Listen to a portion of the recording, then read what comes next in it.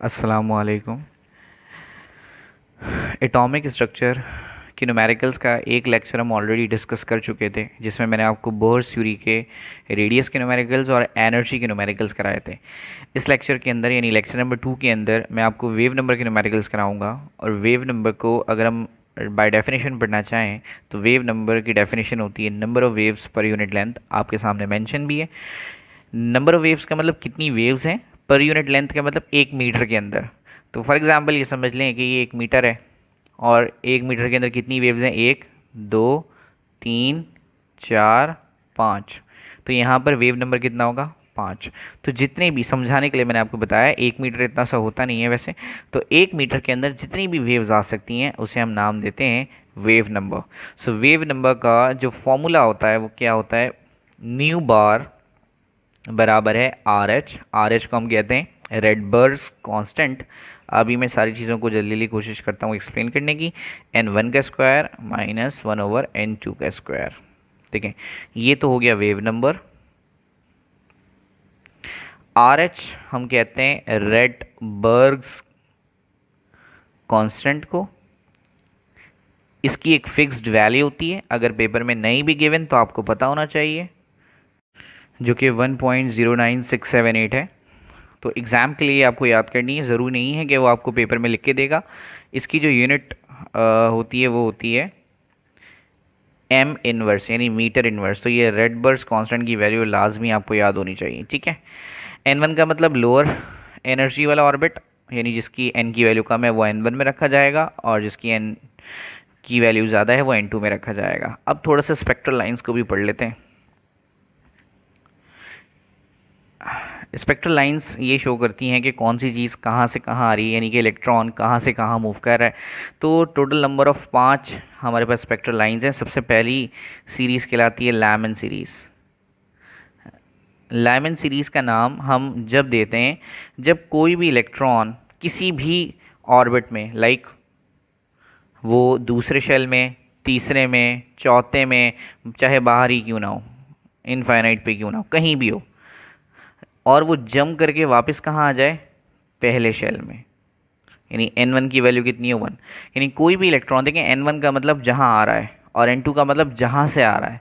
तो इलेक्ट्रॉन जहाँ से जम कर कर आता है उसे n2 कहते हैं और जहाँ पर जम कर कर आता है उसे n1 कहते हैं। तो एक इलेक्ट्रॉन है जो कि कहीं पर भी है, दूसरे शेल में, तीसरे में, चौथे में, पाँचवें में, छठे में, किसी में भी है, लेकिन जम कर कर कहाँ पर आ रहा है, पहले शेल में। तो अगर वो वापस जम कर कर पहले शेल में आएगा तो आप इस सीरीज़ को नाम देंगे लैमन सीरीज़। लैमन साइंटिस्ट का नाम है। ठीक है, और यहाँ पर जो एनर्जी रिलीज़ होती है वो एनर्जी एग्जैक्टली बराबर होती है किसके, visible light, ultra violet light के। ठीक है, याद रखिएगा, इस पॉइंट को आपने याद रखना है। तो अगर हम फॉर्मूला लिखें तो फॉर्मूला क्या होगा, न्यू बार बराबर है रेडबर्ग्स कांस्टेंट। n1 का मतलब जहाँ पर जम करके आ रहा है, तो जम करके कहाँ पर आ रहा है, पहले में, तो 1 का स्क्वायर माइनस n2, तो कुछ भी हो सकता है, वो 2 भी हो सकता है, 3 भी हो सकता है, 4 भी हो सकता है, 5 भी हो सकता है, 6 भी, कुछ भी हो सकता है। सो लैमन सीरीज़ का मतलब एक ऐसी सीरीज़ जिसमें एक इलेक्ट्रॉन जो है वो हायर ऑर्बिट से पहले शेल के अंदर जम कर कर आ रहा है। इसी तरह से हमारे पास जो दूसरी सीरीज़ है वो बामर सीरीज़ है। एल साइलेंट है यहाँ पर, बामर साइंटिस्ट का नाम है। तो अगर इलेक्ट्रॉन कहीं पर भी है, जैसे कि तीसरे में हो, चौथे में हो, पाँचवें में हो, छठे में हो, कहीं पर भी, इनफाइनाइट पे क्यों ना हो, और वो इलेक्ट्रॉन आ कहाँ पे रहा है, इन रिटर्न दूसरे शेल के अंदर। तो जब भी इलेक्ट्रॉन कहीं से भी दूसरे शेल में आएगा तो आप उसे किसका नाम देंगे, बामर सीरीज़। लेकिन अगर एक इलेक्ट्रॉन कहीं पर भी है और रिटर्न कहाँ पर आ रहा है, पहले में, तो आप उसे नाम देंगे लैमन सीरीज़। चलें, अब इसका जो एनर्जी डिफरेंस है वो एग्जैक्टली यानी इलेक्ट्रॉन जब भी कहीं से भी दूसरे शेल में वापस आता है तो उसकी जो एनर्जी होती है वो एग्जैक्टली बराबर होती है विजिबल लाइट के। ये सारी एनर्जी की फॉर्म्स हैं, ultraviolet light, visible light, cosmic, x rays, gamma rays, और radio waves, microwaves, infrared, far infrared, near infrared, ये सारी एनर्जी की एग्जांपल्स हैं। तो यहाँ पर जो फॉर्मूला जनरेट होगा न्यू का वो क्या होगा, आर एच। n1 का मतलब जहाँ पर रिटर्न आ रहा है, तो रिटर्न कहाँ पर आ रहा है, दूसरे में, तो 2 का स्क्वायर, और N2 तो कुछ भी हो सकता है, लाइक 3 भी हो सकता है, 4 भी हो सकता है, 5 भी हो सकता है, 6 भी हो सकता है। अच्छा, इसी तरह से ये तो हमने अभी तक 2 सीरीज़ करी, इसी तरह से 3 सीरीज़ और हैं। तो पहली सीरीज़ क्या कहलाती है? Lamin series. दूसरी सीरीज़ क्या कहलाती है? बामर सीरीज़। तीसरी सीरीज़ क्या कहलाती है? पैस्टन सीरीज़। तो मैंने हेडिंग डाल दी जल्दी से, पैस्टन सीरीज़। पैस्टन सीरीज़ में क्या है कि भाई एक इलेक्ट्रॉन है जो कि चौथे शेल में, पाँचवें, छठे, सातवें, आठवें या फिर यहाँ तक कि इन्फिनिटी में ही क्यों ना हो, और वो इलेक्ट्रॉन जम कर कर वापस कहाँ पर आ रहा है? तीसरे शेल में। तो याद रखें, जब भी इलेक्ट्रॉन पहले शेल में आएगा तो लैमन सीरीज़, दूसरे में वापस आएगा तो बामर सीरीज़, तीसरे में आएगा पैस्टन सीरीज़। इसका मतलब ये हुआ कि इनका जो फॉर्मूला बनेगा वो क्या होगा? न्यू बार बराबर है आर एच। तो जहाँ पर रिटर्न आता है उसे हम N1 कहते हैं, यानी 3 का स्क्वायर अप के, और ये तो कोई भी हो सकता है। आपने एक एक नंबर बढ़ा देना है। आप देख रहे होंगे कंटिन्यूसली मैं एक एक नंबर बढ़ा रहा हूँ। और यहाँ पर जो एनर्जी डिफरेंस होता है वो बराबर होता है किसके? इंफ्रारेड के। इंफ्रारेड कह लेंगे या फिर आप कह लें नियर टू इंफ्रारेड, इंफ्रारेड के आसपास। इसी तरह से हमारे पास जो चौथी सीरीज़ है वो है ब्रैकेट सीरीज़।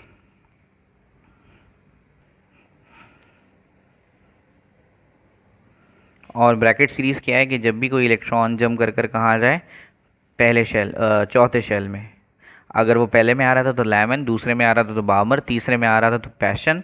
इसी तरह से जब वो चौथे में आएगा तो आप उसे किसका नाम देंगे? ब्रैकेट। तो अगर वो चौथे में आ रहा है तो आएगा कहाँ से? पाँचवें से भी आ सकते हैं, हमेशा बड़े से आता है, पाँचवें से, छठे से, सातवें से, आठवें से, नवे से, एंड सो ऑन। ठीक है। अब जो एनर्जी इसमें रिलीज़ होती है, यानी जब भी इलेक्ट्रॉन पाँचवें, छठे, सातवें, आठवें से कहीं से भी जब चौथे शेल में आता है तो उसकी एनर्जी एग्जैक्टली जो रिलीज़ होती है वो बराबर होती है इंफ्रारेड एनर्जी के। ये सारी एनर्जी की एग्जांपल्स हैं। और इसका जो फॉर्मूला बनेगा वो न्यू बार रेड बर्स्ट कांस्टेंट, आ कहाँ पे रहा है? चौथे में, तो चौथे का स्क्वायर। और N2 तो पाँचवा भी हो सकता है, छठा भी, सातवां भी, आठवां भी, कोई सा भी, तो N2 हमें नहीं पता होता। इसी तरह से एक लास्ट सीरीज़ है जिसे हम नाम देते हैं फंड सीरीज़। यहाँ पर पी साइलेंट है तो हम इसे कहते हैं फंड सीरीज़। और ये एक ऐसी सीरीज़ है कि इलेक्ट्रॉन अगर कहीं पर भी है लेकिन इन रिटर्न वो कहाँ पर आ रहा है? भाई वो इलेक्ट्रॉन आ रहा है पाँचवें शेल में। तो जब पहले में आ रहा था तो लैमन, दूसरे में आ रहा था तो बामर, तीसरे में आ रहा था तो पैस्टन, चौथे में आ रहा था ब्रैकेट, और जब वो पाँचवें शेल में वापस आएगा तो आप उसे बोलेंगे फंड सीरीज़। तो जब पाँचवें में आएगा तो एक बड़े से आता है तो कम से कम भी छठे से, सातवें से, आठवें से, नवे से, एंड सो ऑन इन्फिनिटी। तो यहाँ पर जो एनर्जी होती है वो बराबर होती है far infrared. In near to infrared का मतलब है इंफ्रारेड के पास, आसपास। इंफ्रारेड का मतलब एग्जैक्टली इंफ्रारेड की जो एवरेज वैल्यू होगी, और फार इंफ्रारेड का मतलब जो इंफ्रारेड की बिल्कुल लास्ट की वैल्यूज़ होंगी। इसका जो फॉर्मूला है वो क्या होगा? न्यू बार बराबर है आर एच इंटू 1/n1 का स्क्वायर। लेकिन n1 हम क्या रखेंगे? 5, क्योंकि n1 वो होता है जहाँ पर वो रिटर्न आ रहा होता है, लेकिन n2 हमें नहीं पता, क्योंकि n2 तो 6 भी हो सकता है, 7 भी हो सकता है, 8 भी हो सकता है, 9 भी हो सकता है, कोई सा भी हो सकता है। अब हम इनके न्यूमेरिकल्स की तरफ चलते हैं। तो देखें, सबसे पहला न्यूमेरिकल मैंने आपको कोशिश करी है कि थोड़ी सी मैं थ्योरी भी क्लियर कर दूं ताकि न्यूमेरिकल्स आपको अच्छे से समझ आ जाए। जल्दी से हम डेटा की हेडिंग लगाते हैं और देखें वो आपसे क्या कह रहा है। Calculate the wave number. ठीक है, तो हम वेव नंबर यानी न्यू बार के आगे क्वेश्चन मार्क लगा देते हैं। When an electron of a hydrogen atoms, जब एक हाइड्रोजन एटम का जो इलेक्ट्रॉन है वो जंप कर रहा है कहाँ से? चौथे से दूसरे में। तो मैंने आपसे कहा था जो छोटा नंबर होगा वो n1 होगा और जो बड़ा नंबर होगा वो n2 होगा। ठीक है जी। जबकि आर एच की वैल्यू भी दी हुई है, कितनी दी हुई है भाई? ये तो कांस्टेंट होती है, अगर नहीं भी दी हुई होती तो हमें पता होनी चाहिए। 1.09678 मल्टीप्लाई 10⁻⁷ मीटर इनवर्स। तो अब हम आ जाते हैं जल्दी से सॉल्यूशन के ऊपर।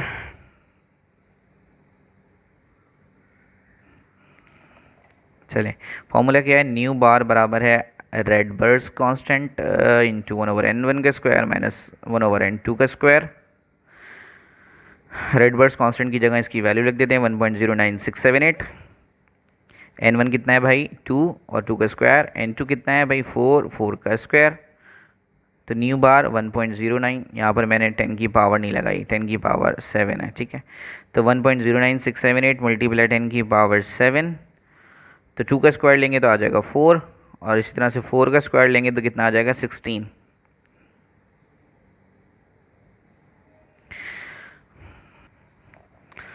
ये बिल्कुल ऐसे ही रहेगा 1.09678 मल्टीप्लाई 10⁻7। अब अगर मैंने आपसे कहा था कि जो छोटा वाला नंबर है उसके टेबल में अगर बड़ा वाला नंबर आता है तो क्या करते हैं, बड़े वाले नंबर को एलसीएम ले लेते हैं।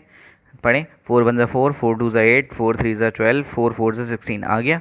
तो अगर छोटे वाले नंबर के टेबल में बड़ा वाला नंबर आता है तो बड़ा वाला नंबर एलसीएम होता है। अब बीच में माइनस है, इधर वाले नंबर के लिए क्या करेंगे, वो लिखेंगे पूरा 1/4, मल्टीप्लाई करा देंगे एलसीएम से। तो 4 1 4, 4 4 16, तो 1 इंटू 4 इज़ 4, यहाँ आ गया 4। अब इस वाले नंबर के लिए क्या करेंगे, ये पूरी चीज़ लिखेंगे। तो 1/16 मल्टीप्लाई बाय 16, एलसीएम से मल्टीप्लाई करते हैं, 16 से 16 कैंसिल, 1 बचा। न्यू बार बराबर है 1.09678 मल्टीप्लाई 10⁻7। तो 4 में से 1 गया तो 3 बचा और नीचे 16। अब आप क्या करेंगे, 1.09678 मल्टीप्लाई 10⁻7 को पहले 3 से मल्टीप्लाई करेंगे, फिर 16 से डिवाइड कर देंगे। सो कैलकुलेटर आपको लिखा हुआ दे देगा 2.051 मल्टीप्लाई 10⁻6 मीटर इनवर्स। अच्छा याद रखिएगा कि ऐसा हो सकता है कि कैलकुलेटर में पॉइंट के बाद फ़र्क आ जाए, और अगर कैलकुलेटर में पॉइंट के बाद फ़र्क आ रहा है तो कोई मसला नहीं है, बस पॉइंट से पहले ज़्यादा फ़र्क नहीं आना चाहिए। ठीक है, ये हमारा पैरा न्यूमेरिकल था जो कि हमारी बुक की एग्जाम्पल थी, एग्जाम्पल नंबर 2.3। ठीक है, अब मैं आपको पढ़ाने जा रहा हूँ सेल्फ असेसमेंट का एक क्वेश्चन।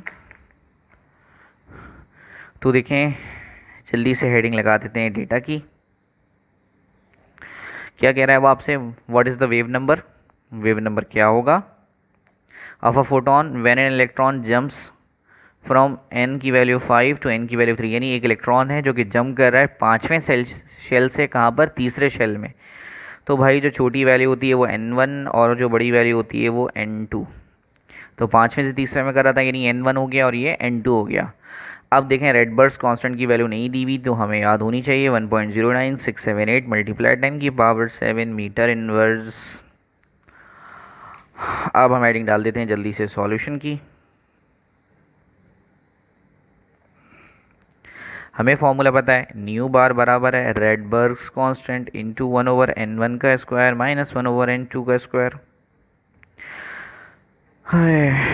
आर एच की जगह पे क्या पुट कर दूँ, 1.09678 मल्टीप्लाई 10⁻7, फिर 1/n1 n1 यानी 1/3 का स्क्वायर माइनस 1/n2 n2 मतलब 5 यानी 5 का स्क्वायर। अब आप क्या करेंगे भाई, इस वैल्यू को तो ऐसे ही छोड़ दें, लेकिन जब आप 3 का स्क्वायर निकालेंगे तो 9 आ जाएगा, और जब आप 5 का स्क्वायर निकालेंगे तो 25 आ जाएगा। अब आपने करना क्या है, अब आपने एलसीएम देखना है कि कैसे आ सकता है। तो देखिए 9 के टेबल में कभी भी 25 नहीं आता, यानी कि छोटे वाले नंबर के टेबल में 25 नहीं आता। 9 का टेबल पढ़ लें, 9 1 9, 9 2 18, 9 3 27। तो 25 तो नहीं आया। तो अब आप क्या करेंगे, अब आप सिंपल दोनों नंबर्स को आपस में मल्टीप्लाई कर देंगे। तो जल्दी से इन दोनों को मल्टीप्लाई कर देते हैं, 1.09678 मल्टीप्लाई 10⁻7। तो इन दोनों को जब आप मल्टीप्लाई करेंगे तो कैलकुलेटर लिखा हुआ दे देगा 225। तो जब भी ऐसा केस होता है, ऊपर 1 1 होता है, तो क्या करते हैं, इसका नंबर यहाँ, इसका नंबर यहाँ, यानी 25 माइनस 9। एलसीएम लेना तो आप मैट्रिक्स से सीख रहे हैं। अब आप क्या करेंगे, 1.09678 इसको तो ऐसे ही छोड़ देंगे। आप 25 में से जब 9 निकालेंगे तो बचेगा 16, नीचे 225। आपने करना क्या है, 1.09678 मल्टीप्लाई 10⁻7 को 16 से मल्टीप्लाई करके 225 से डिवाइड कर दें। सो कैलकुलेटर आपको लिखा हुआ दे देगा 7.019 मल्टीप्लाई 10⁻6, और इसकी यूनिट होती है मीटर इनवर्स। तो ये न्यूमेरिकल भी बिल्कुल प्रीवियस न्यूमेरिकल के जैसा था, आसान न्यूमेरिकल था। अब हम अपनी एक्सरसाइज का एक न्यूमेरिकल करेंगे। न्यूमेरिकल टफ है भाई,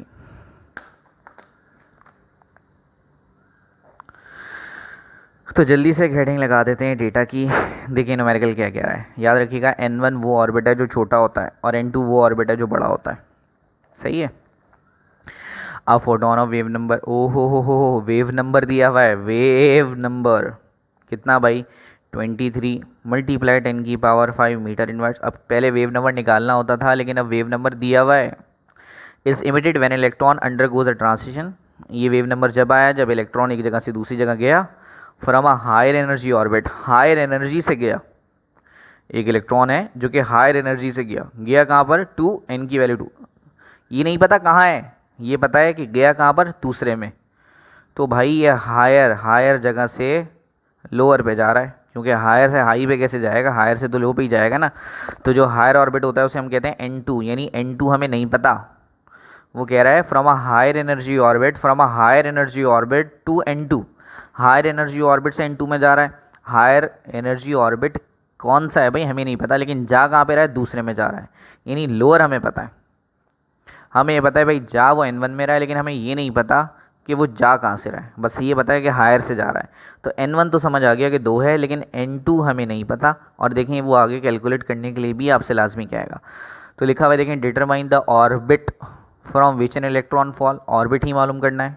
ठीक है, एक और चीज़, and also spectral lines appear in this transition of electron, भाई आपने स्पेक्ट्रल लाइन्स भी बतानी है, तो हम स्पेक्ट्रल लाइन्स भी बता देंगे। याद है मैंने आपको 5 पढ़ाई थी कि लैमन है, बामर है, पैशन है, ब्रैकेट है और पी फंड है। मैं जल्दी से एक दफ़ा रिपीट करके फिर आपको स्पेक्ट्रल लाइंस भी निकलवा दूंगा। फिलहाल पहले मैं आपको जो है वो हायर ऑर्बिट कैलकुलेट, लो हायर ऑर्बिट कैलकुलेट करवा रहा हूँ। सो फॉर्मूला क्या लगाएंगे, न्यू बार बराबर है आर एच इंटू 1/n1 का स्क्वायर माइनस 1/n2 का स्क्वायर। तो भाई वेव नंबर की वैल्यू कितनी है, 23 मल्टीप्लाई 10⁵ रेड बर्स कांस्टेंट कितना होता है, 1.09678।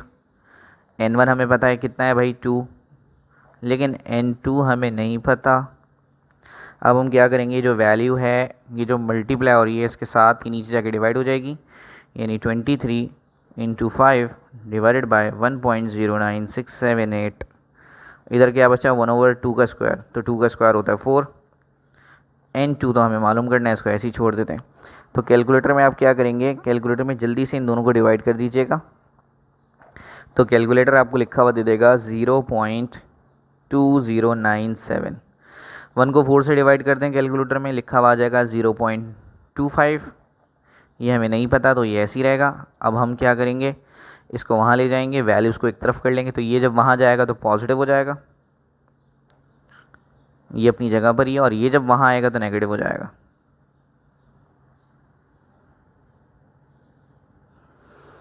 अब हमें अगले पेज पे काम करना पड़ेगा, यानी देखें अब हम क्या करेंगे, कैलकुलेटर में इन दोनों को क्या कर देंगे, सॉल्व। तो जल्दी से इनको सॉल्व कर देते हैं।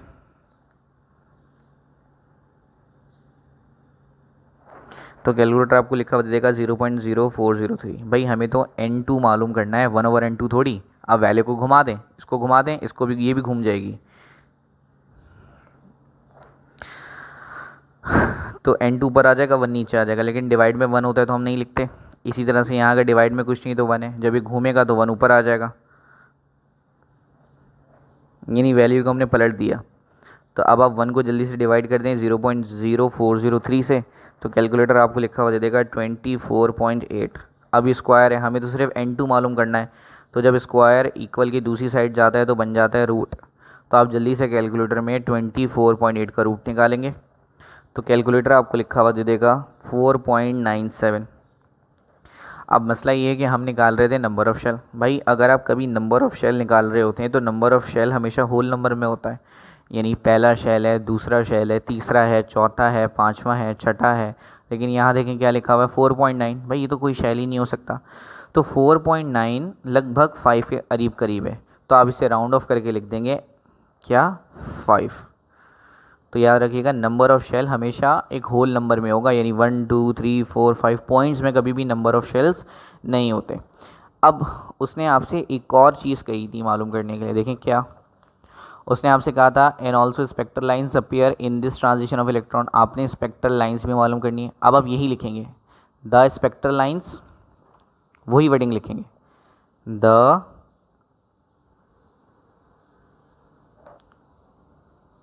स्पेक्ट्रल लाइन्स, देखिए वही लिखा है मैंने, the spectral line appears in this transition, तो वही लिखेंगे, the spectral line appears in this transition. आगे क्या है भाई, इन दिस ट्रांजिशन ऑफ इलेक्ट्रॉन,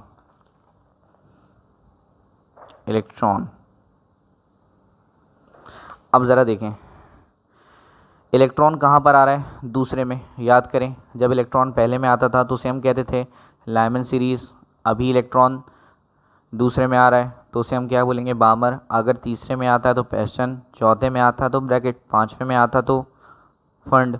तो अभी वो कह रहा है कि भाई दूसरे में आ रहा है, तो जब भी इलेक्ट्रॉन इन रिटर्न दूसरे में आता है तो भाई वो सीरीज़ क्या कहलाती है, बामर सीरीज़।